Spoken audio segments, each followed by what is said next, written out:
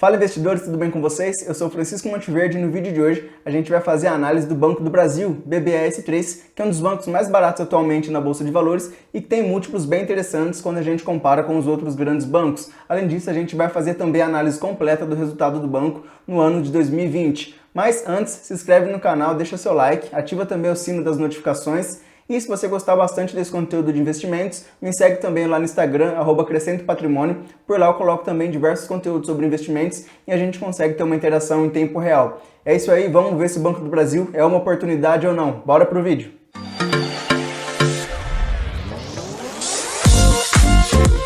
Bom, vamos começar aqui a nossa análise do Banco do Brasil. Primeiro vamos começar pelo resultado do banco no ano de 2020, que, vamos dizer a verdade, foi um ano bem ruim para a maioria dos setores dentro da Bolsa de Valores, inclusive para o setor bancário, que é um setor que ainda está bem descontado e sofrendo um pouco em relação a esse momento que nós estamos passando. Mas o resultado do Banco do Brasil ele veio praticamente em linha com o que era esperado pelo mercado. O Banco do Brasil registrou um lucro líquido ajustado de 13,8 bilhões de reais, o que representa uma queda de 22,2% em relação ao ano de 2019. Ainda assim, foi um lucro bilionário, a gente não pode deixar isso de lado, muitas empresas registrando prejuízos, enquanto os bancos, apesar dessa queda, estão com lucros bilionários. O lucro do Banco do Brasil, quando a gente compara com os outros grandes bancos, que são Itaú, Santander e Bradesco, não foi o pior dos resultados. O pior resultado ficou com o Itaú, que teve uma queda de 34% em relação ao resultado de 2019. Mas, entre os grandes bancos, somente o Banco do Bradesco conseguiu crescer o ano passado em relação ao ano de 2019, mas esse resultado não foi nada tão expressivo, porém surpreendeu o mercado, porque os outros três bancos caíram. O Banco do Brasil, o Itaú e o Santander tiveram quedas aí representativas o ano passado em relação a 2019. Olhando o ROI do Banco do Brasil no ano de 2020, o ROI é o Return on Equity, que é o retorno sobre o patrimônio líquido. Esse indicador ele mostra mais ou menos a eficiência da empresa em conseguir gerar resultado, a eficiência da empresa em gerar resultado a partir do seu patrimônio líquido. No caso do Banco do Brasil, o ROI ficou em 12%, o que ficou como o pior ROI entre os outros bancos. O melhor ROI foi o do Bradesco, que ficou em 19%. O que é um ROI bem alto, mas esse ROI do Banco do Brasil também já era meio esperado, já é mais ou menos a faixa que o banco opera há alguns anos. Mas o Banco do Brasil ele vem tentando melhorar isso, vem tentando trazer mais eficiência para os seus processos, e é por isso que o banco está investindo pesado em tecnologia, e esse é um ponto que eu vou comentar daqui a pouco, sobre eficiência e tecnologia no Banco do Brasil. Um ponto que chamou a atenção negativamente do mercado no resultado do Banco do Brasil no quarto trimestre foi a PCLD, que é a provisão de crédito para liquidação duvidosa.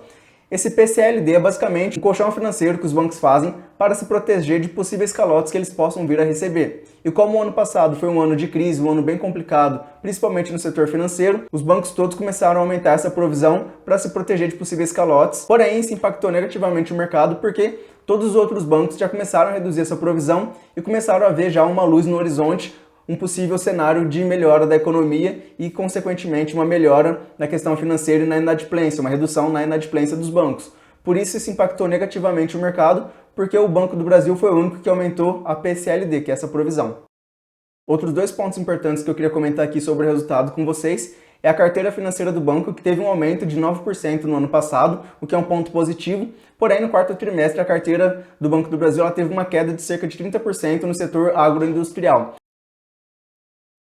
Essa queda no setor agroindustrial já era esperada no mercado, que já vinha de baixa nesse setor, mas é um ponto positivo que muitas pessoas não sabem, porque o Banco do Brasil é o único banco que atua no setor agro dentro do nosso país. Então ele tem uma vantagem competitiva nesse setor bem grande, o que reduz um pouco o risco do banco, principalmente em comparação com os outros. Por exemplo, no caso do Banco do Bradesco, que atua no setor de financiamento de veículos, que é um setor muito mais arriscado e que veio também de uma queda bem grande no ano passado. E as despesas administrativas do banco também ficaram em linha com o ano de 2019, na casa de 31,6 bilhões. As despesas administrativas é um ponto também que eu vou comentar com vocês daqui a pouco, quando a gente for falar de novo sobre tecnologias e os investimentos em eficiência do Banco do Brasil. Mas já adianto que esse é um ponto polêmico quando a gente fala do Banco do Brasil e de diversas outras estatais, vocês já devem imaginar o porquê.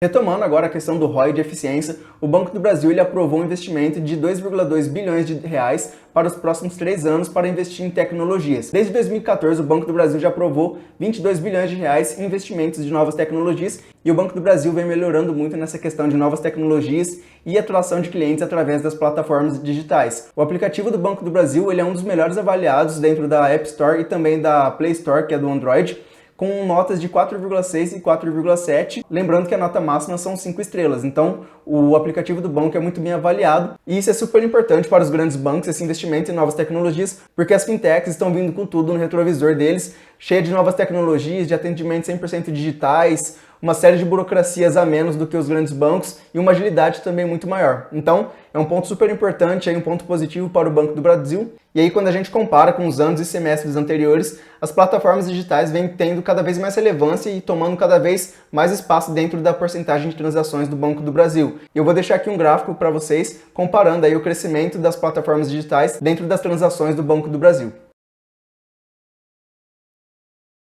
E aí, quando a gente fala sobre esse investimento em tecnologias, tentativa de fechar agências e melhorar a eficiência do Banco do Brasil, a gente esbarra num fato que é bem complicado.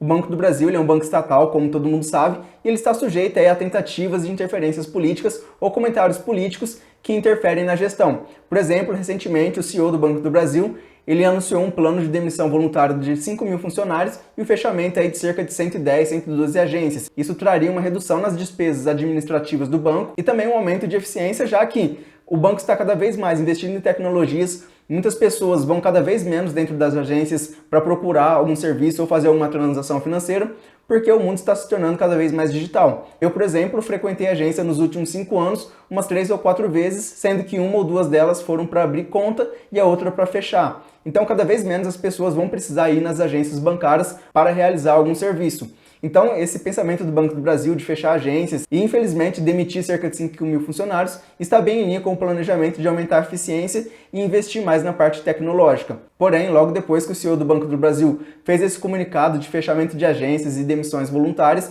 o presidente Jair Bolsonaro se manifestou contra e isso gerou um impacto negativo dentro do mercado, porque é uma tentativa de interferência, mesmo que não seja assim uma interferência diretamente ou nenhum tipo de obrigação, porém chegou até a ser cogitado a demissão do CEO do Banco do Brasil depois desse comunicado do presidente. Então esse é um ponto negativo dentro das estatais. Inclusive eu tenho um vídeo recente aqui comentando também sobre a Eletrobras, que é uma empresa aí que vem sendo alvo também de tentativas de interferências ou até de uso político dentro dessa empresa, principalmente quando a gente fala sobre a privatização da Eletrobras, que foi um dos pontos aí que o ministro da Economia, Paulo Guedes, comentou no ano passado, e esse burburinho trouxe uma euforia durante algum momento em relação às ações da Eletrobras, porém depois que passou o período que o Paulo Guedes disse que iria ocorrer a privatização, as ações da empresa começaram a cair porque as pessoas viram que isso não era prioridade. E no Banco do Brasil isso não é uma novidade, inclusive em outras estatais, como Petrobras também.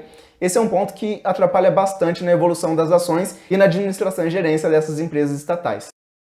E aí esse risco político é o ponto que me deixa mais com o pé atrás em relação às empresas estatais, por mais que elas sejam boas empresas que possam ter um potencial de crescimento bem grande. Mas eu creio que o CEO do Banco do Brasil já está comunicando aí, conversando com o presidente Jair Bolsonaro, para tentar achar uma solução, talvez um plano de demissão um pouco reduzido, o fechamento de algumas agências a menos, mas eu creio que esse é o único caminho para o banco, que é continuar fechando agências e aumentando a eficiência através das plataformas digitais.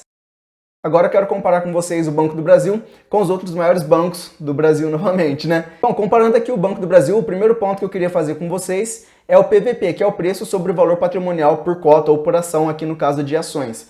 O PVP ele divide o preço atual da cota pelo valor patrimonial por ação. O valor patrimonial por ação é um valor que a gente pega, soma todos os ativos, caixa e tudo de dinheiro que o banco tem, subtrai as dívidas e divide pela quantidade de ações que a empresa tem. Nesse caso, a gente chega a ter o valor que seria justo, o valor mínimo que essa empresa deveria valer na Bolsa de Valores. E aí qualquer valor abaixo do valor patrimonial por ação ou por cota quer dizer que aquela empresa está com um desconto, está valendo menos do que ela deveria. No caso do Banco do Brasil, o preço sobre o valor patrimonial está em 0,83%. Isso quer dizer que o Banco do Brasil está valendo 17% a menos do que seria o valor mínimo que ele deveria valer. Só para a gente ter uma comparação, no caso do Itaú, o PVP está em 1,76 e no caso do Banco Santander, o PVP está em 1,8. Ou seja, o Banco Itaú e o Banco Santander estão valendo aí cerca de 80% a mais do que seria o valor mínimo que eles devem valer. Isso é um pouco normal quando a gente fala de ações, porque as ações costumam se valorizar bastante ao longo do tempo. Então as pessoas costumam pagar sim um pouco a mais, porém ainda assim é um valor elevado. No caso do Banco do Brasil, esse valor está abaixo do valor mínimo. Outro ponto que eu queria mostrar para vocês são os dividendos. O Banco do Brasil é um bom pagador de dividendos, ele só fica atrás do Banco do Itaú. E no ano passado, os bancos tiveram um grande problema nessa questão de pagar dividendos, porque o Banco Central limitou em 25% o payout dos bancos. Payout é a porcentagem dos lucros que as empresas podem distribuir na forma de dividendos ou juros sobre o capital próprio. No caso dos bancos, no ano passado eles foram limitados a distribuir somente 25% do lucro na forma de dividendos ou juros sobre o capital próprio. Porém, quando essa limitação começou a valer, o Banco do Brasil ele já tinha pagado alguns dividendos, então o banco terminou o ano com um payout de 31%, ou seja, ele distribuiu 31% dos seus lucros e com isso o dividend yield do Banco do Brasil ficou em 4,38%, ficando somente aí atrás do Banco Itaú, que teve um dividend yield de 4,38%, um pouco maior. Comparando aí o Banco Santander e o Banco do Bradesco, os dois ficaram aí mais ou menos com um dividend yield na casa de 2,5%, que é bem abaixo do dividend yield tanto do Banco do Brasil e do Banco Itaú. Só para a gente ter uma noção aí a título de curiosidade, o Banco do Brasil ele distribuiu ano passado R$ 1,47 por ação.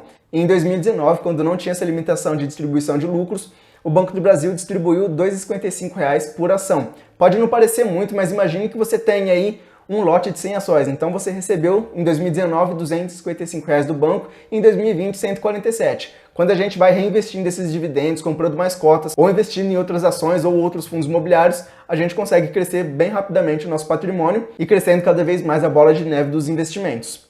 Mas para esse ano de 2021, o Banco do Brasil já anunciou que o payout vai ficar na casa dos 48%. Então, a expectativa é que venha bons dividendos durante esse ano de 2021. E como a gente sabe, quando as empresas anunciam grandes dividendos, normalmente as cotas costumam se valorizar bastante. Um exemplo é o que aconteceu com a Taesa ano passado, que em um determinado mês ela anunciou dividendos acima de R$ 1 por ação. Então isso talvez aconteça no Banco do Brasil, não é certeza, não tem garantia de rendimento futuro, porém é a expectativa do banco pagar um provento um pouco maior. Só que no caso do Banco do Brasil, talvez não chegue a R$ 1 por cota de uma vez, porque o banco costuma distribuir dividendos várias vezes durante o ano. Mas ainda assim, esse é um ponto que eu gostaria de comparar com os outros bancos, que é um ponto positivo para o Banco do Brasil. Principalmente quando a gente vê que ele está custando um pouco menos do que ele deveria.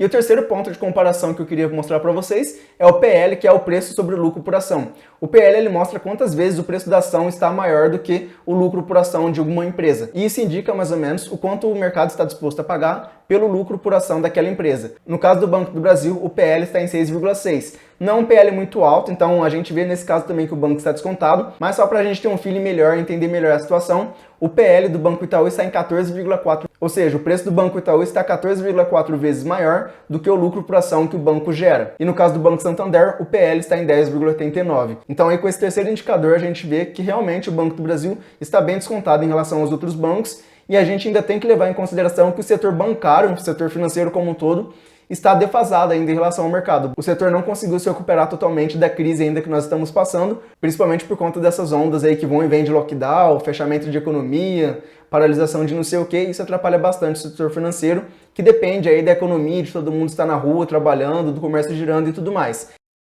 E um último ponto que eu gostaria de deixar aqui para vocês é que algumas casas de análise estão fazendo o valuation do Banco do Brasil e mostrando que o valor do banco poderia estar bem mais alto. Eu olhei aqui algumas casas, elas analisam o preço do Banco do Brasil, se eu não me engano foi a Credit Suisse e o Banco do Bradesco.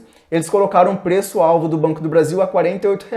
O banco está sendo cotado atualmente a R$ 33,75, então aí tem um crescimento de cerca de R$ 15 por ação até chegar nesse preço-alvo. Porém, o Banco do Bradesco e a Credit Suisse elas não deram recomendação de compra, elas manteram a recomendação neutra, principalmente por conta desse cenário político que atrapalha bastante o banco. Porém, algumas casas que recomendaram compra do Banco do Brasil, elas colocaram o preço-alvo em R$ 43,45. O que é um preço ainda bem elevado em relação ao valor atual de R$ 33 e que tem aí um potencial de valorização de pelo menos R$ 10 em relação ao valor atual. Lembrando que o valor patrimonial por ação do Banco do Brasil teria que estar na casa dos R$ 40, R$ 41.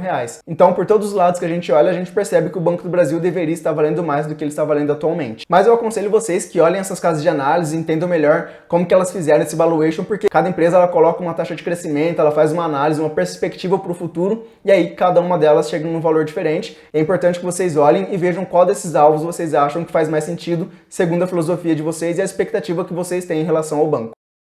Bom, basicamente são esses os pontos que eu gostaria de trazer para vocês aqui hoje. A análise do Banco do Brasil do ano de 2020, que veio aí praticamente em linha com o que era esperado pelo mercado. Essa queda de 22,2% no lucro é uma queda alta, bem expressiva, porém já era esperado pelo mercado. E é uma queda aí que faz total sentido, principalmente no momento que nós estamos passando. Muitas pessoas perdendo emprego, a economia aí andando em marcha lenta, então faz total sentido que as empresas financeiras tenham essa queda no seu resultado. Mas eu recomendo que vocês olhem as casas de análise e vejam qual delas faz mais sentido para vocês e qual que é o alvo que vocês acham que o Banco do Brasil deveria ser. Mas antes de finalizar, eu gostaria de saber qual que é a opinião de vocês, o que vocês acham do Banco do Brasil. Se vocês acham que é uma oportunidade ou uma cilada, deixa aqui nos comentários para mim, que eu vou adorar saber a opinião de vocês. É isso aí, pessoal, o vídeo de hoje. Se vocês gostaram, se inscrevam no canal, deixa seu like, ativa também o sino das notificações, assim sempre que eu colocar um conteúdo sobre investimentos aqui no meu canal, vocês vão ser avisados. E se vocês gostarem, me sigam lá no Instagram também, @crescendopatrimônio. Por lá a gente consegue ter uma relação, um contato um pouco mais próximo em tempo real, e eu também coloco diversos conteúdos sobre investimentos para vocês. É isso aí, muito obrigado e até o próximo vídeo.